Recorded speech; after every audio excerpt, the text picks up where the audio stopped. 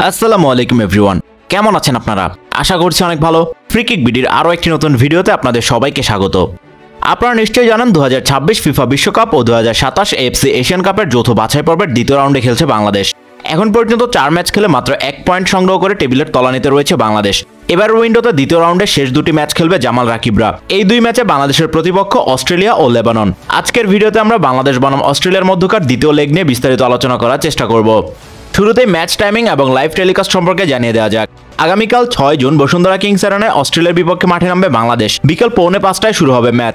টি স্পোর্টসের TV channel, YouTube app এবং toffee অ্যাপে সরাসরি ম্যাচ সম্প্রচার করা হবে। এবার আসি দলের বর্তমান ফিফা র্যাঙ্কিং এবং মুখোমুখি পরিসংখ্যান বা হেড টু হেড নিয়ে। সর্বশেষ প্রকাশিত ফিফা র্যাঙ্কিংয়ে বাংলাদেশের অবস্থান 184, আর বাংলাদেশের চেয়ে পাক্কা 160 ধাপ এগিয়ে থাকা অস্ট্রেলিয়ার অবস্থান 24তম স্থানে। র্যাঙ্কিংয়ের সঙ্গে হেড টু হেডেও অস্ট্রেলিয়ার চেয়ে ঢের পিছিয়ে বাংলাদেশ। এখন পর্যন্ত সকারুদের বিপক্ষে 3 ম্যাচ খেলে সবগুলোতেই হেরেছে বাংলাদেশ। গত বছরের নভেম্বরে প্রথম লেগে বাংলাদেশকে 7-0 গোলে বিধ্বস্ত করেছিল অস্ট্রেলিয়া। এর আগে 2015 সালের বিশ্বকাপ বাছাই পর্বে 2 লেগ মিলিয়ে অস্ট্রেলিয়ার কাছে 9 গোল হজম করেছিল বাংলাদেশ। নিজেদের সবশেষ 5 ম্যাচে 3 জয়ের বিপরীতে সমান 1টি করে ড্র ও হারে 7 পেয়েছে অস্ট্রেলিয়া। অপরদিকে নিজেদের শেষ 5 ম্যাচে 1টি করে জয় ও ড্রয়ের সঙ্গে বাকি 3 ম্যাচে হারে 7 পেয়েছে বাংলাদেশ। এবার অস্ট্রেলিয়ার বিপক্ষে বাংলাদেশের সম্ভাব্য ট্যাকটিক্স নিয়ে আলোচনা করা যাক।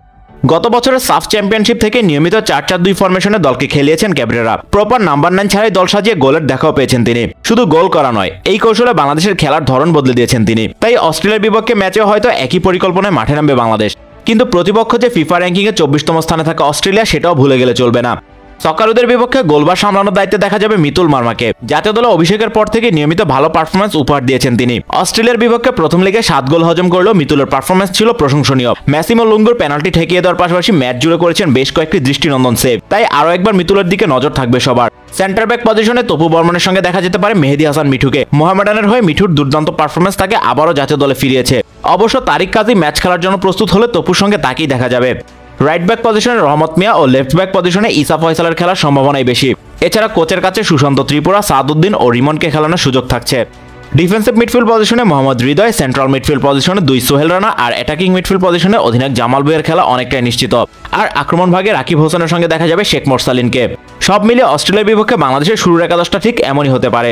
এদের সঙ্গে শাহরিয়ার ইমন, কাজেম শাহ, মোহাম্মদ আবদুল্লাহ কিংবা রাব্বি হোসেন রাহুলরা পরবর্তীতে মাঠে নেমে ইম্প্যাক্ট রাখার চেষ্টা করবেন। কার্ড সমস্যায় অস্ট্রেলিয়ার বিপক্ষে খেলতে পারবেন না বিশ্বনাথ ঘোষ ও মুজিবুর রহমান জনি।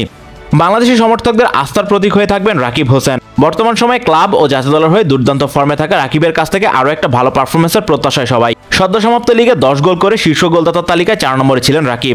তার সঙ্গে ইনজুরি কাটিয়ে দলে ফেরা শেখ মোরসালিনের দিকেও নজর থাকবে। বাংলাদেশ জাতীয় দলে আগমনের পর থেকেই মোরসালিন সবাইকে মাতিয়ে রেখেছেন।